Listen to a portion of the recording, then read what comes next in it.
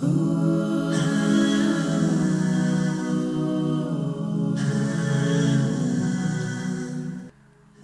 alaikum wa rahmatullahi wa barakatuh. Welcome viewers to another episode of Pathways to Prosperity. And tonight we're going to delve into a very interesting topic. At least I think it's very interesting and not spoken about very widely. There's been some literature published around it, some academic articles about it.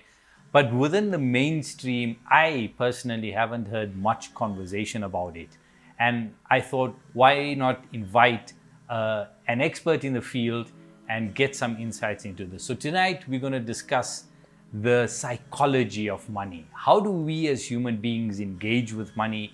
How do we clinically, from a psychological perspective, engage about money, think about money, react to money? What is our financial decisioning around money? And we're joined tonight by clinical psychologist Mahir Grant Strong. Mahir, assalamu alaikum wa rahmatullah. Wa alaikum salam wa rahmatullah. So in the days leading up to the show, you and I were having some offline chats, and one of the interesting things that you mentioned to me is when human beings engage with money, we actually don't engage with money from a rational basis. We actually engage with money emotionally and through cognitive biases. Speak to us about that, just to start off. That, you know, many of us, especially I, coming from a financial background, I think I'm very logical about money. But based on clinical psychology, you say, no, you're actually emotional about money. Well, I mean, that's right. You know, I think just to set the scene and to give a bit of context to what is meant by people tend to use money emotionally and from a cognitive bias point of view, it's because in the context in which people engage with money, there's usually stress involved. Okay. So think about the economy, think about just the situation that most people could find themselves in this country and other parts of the world with regards to money. Right. There's loads of stress involved. Okay. Now, there's a bit of a backstory to where the emotions come in, but from a default point of view, when human beings are under stress, there are certain things that happens to the way that they process information. Okay. And make decisions and ultimately enact those decisions through behavior. So we have to understand the role of stress in relation to money to give context to why it's such an emotional thing for a lot of people. So are we saying, from a clinical psychology perspective, that in all instances, money sort of is processed through the filter of stress, or is it circumstantial? If I'm going through a divorce, then because of the stresses around that divorce and the financial thing, then I trigger a stressful decision with money. Could the converse be true? I may be getting married and now I'm extremely happy, and so I'm now making financial decisions. Is it still stress because I'm stressed out that I'm getting married? Or so is it always stress, or there are other emotions involved? I mean, you've certainly touched on the complexity that's involved in that. I don't think it's so categorical, so that whether you are stressed or not stressed. Okay. I think pure stress, the way that we mean it in this context, is in terms of adverse stress. There's definitely that. But you highlight some very good points because it goes beyond that.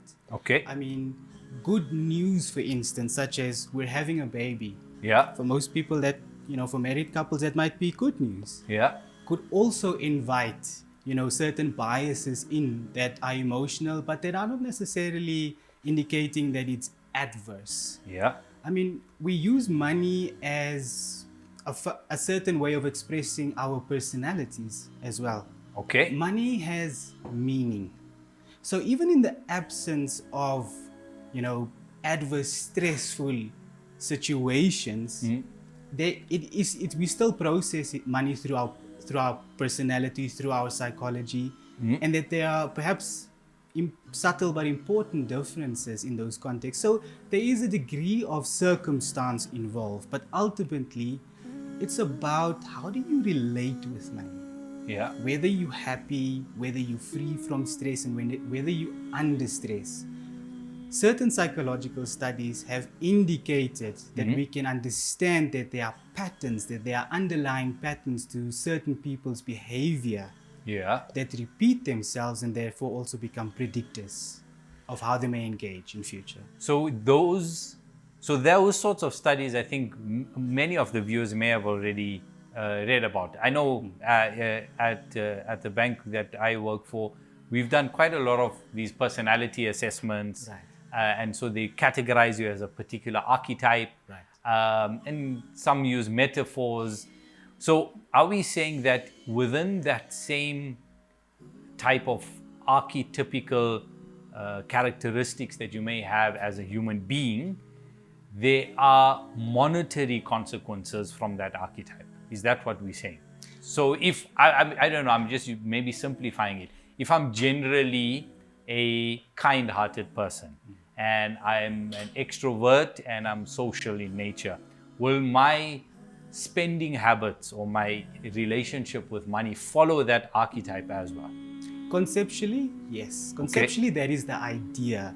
Now, in terms of backing that up with scientific data, we have to also just say yes, but with caution. Okay. I mean, in South Africa, we lack a lot of data from our own population, nationally, breaking that down into certain demographics. We don't have the kind of statistics that might be available in other countries to be able to say, yes, scientifically, that's true. Okay. Right? So, I mean, if you look at the subject of money and how it is studied at universities, for some reason in the psychology department, in the psychology research agendas, money hasn't necessarily featured as an important construct to be researched. You'll find that in other departments at business schools, obviously economics and so on, but where the behavioral science element is involved, there is still quite a significant gap in the research. But yes, conceptually, that is the idea. But it's such an interesting thing, like economics is categorized as a social science. Yes. From a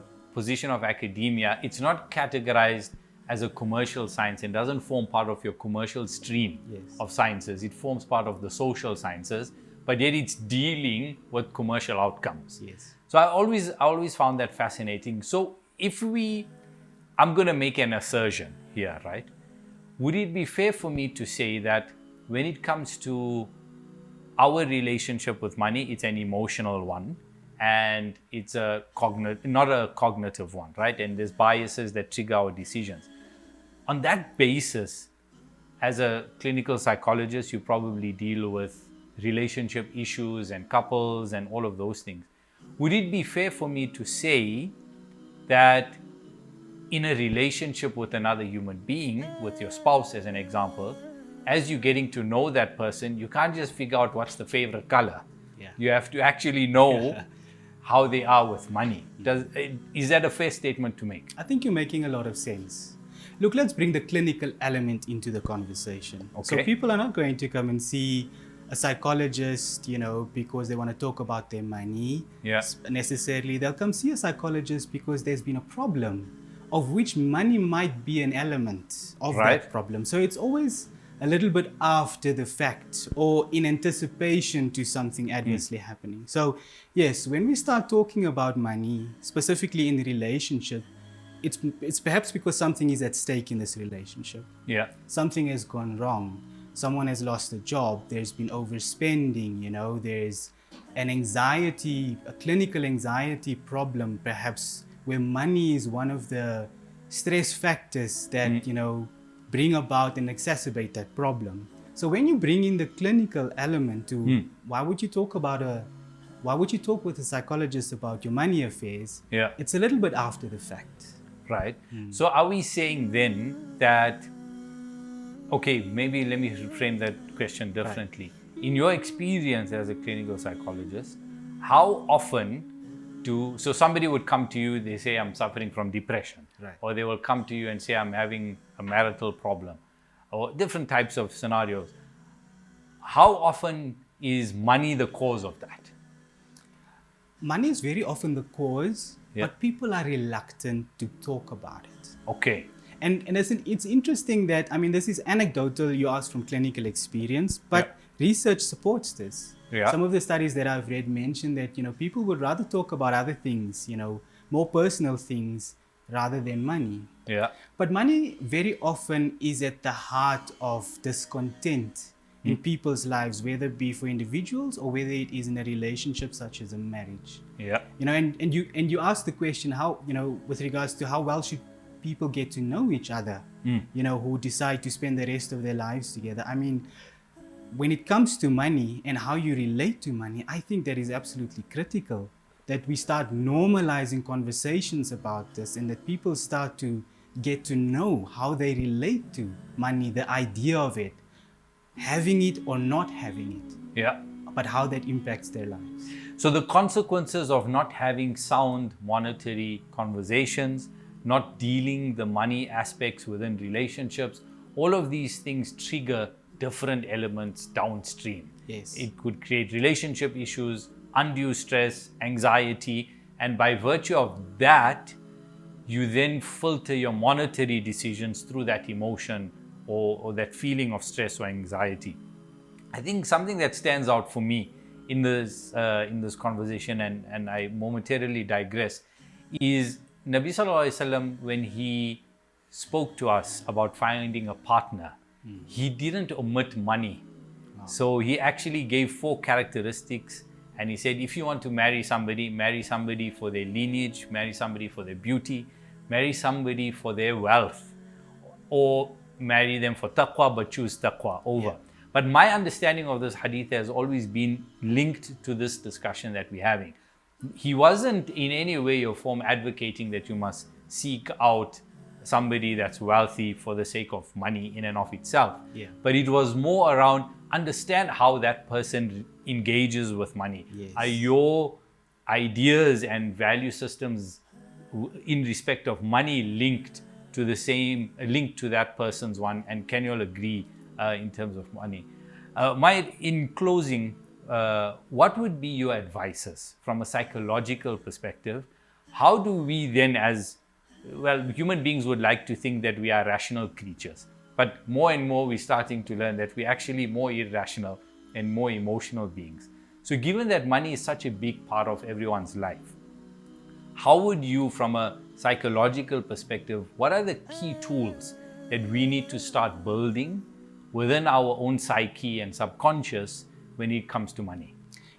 Psychologists often want to talk about people's past. Yeah. People are focused on their present situations and they want to move forward, but we keep on taking them back to the past. Okay. And there are reasons for that. I mean, in childhood, in our formative years, that's where we form our core belief system. Okay. That's where we form our core ideas about who we are and who the rest of the world is in relation to us. Right. And those formative years are so crucial because every child has needs, has basic attachment needs, to feel safe, to feel loved, to feel like they belong, to learn healthy relationships with boundaries, spontaneity and play. But nobody is raised in a situation where you have that, in terms of the Goldilocks effect. Nobody gets that just perfect. Yeah. So people have unmet needs, and we regard that as relationship trauma. Okay. So all of us have some degree of unmet needs and relationship trauma. And based on our family dynamics and based on the circumstances that we live in, of which money will be a part of, we develop very, very powerful ideas and beliefs around money. We form very, you used the word trigger earlier. We form very, connected feeling states towards the idea of money and ultimately behaviors. So to help people with tools is to understand that we need to perhaps start with a good sense of self-awareness about what are my unmet needs and how does that inform my current personality in the way that I see myself, in the way that I see my partner, how do I react under stress and how do I behave under stress? Because that is going to have implications for my money management. So let's start with those tools of self-awareness so that we get a sense of who we really are in relation to this very important topic. I think, viewers, that's a very interesting point. As a starting point, inshallah, we'll be chatting to Mahir more and deepening this conversation. But maybe as a starting point, as the closing for this episode, is try and go back and identify when you last did a splurge, when last you did a big emotional purchase. Everybody speaks about retail therapy, and now what we're starting to learn with tonight's episode is that this retail therapy where we just feel we need to go out and spend is actually linked to some form of trauma. It's linked to some form of emotion. So maybe the starting point for us in analyzing what our relationship with money is look at the next time we're spending money on this big splurge. What is that emotion? Identify that emotion, and from there we can start building more healthier relationship with our monetary affairs, inshallah. Until next time, assalamu alaikum wa rahmatullahi wa barakatuh.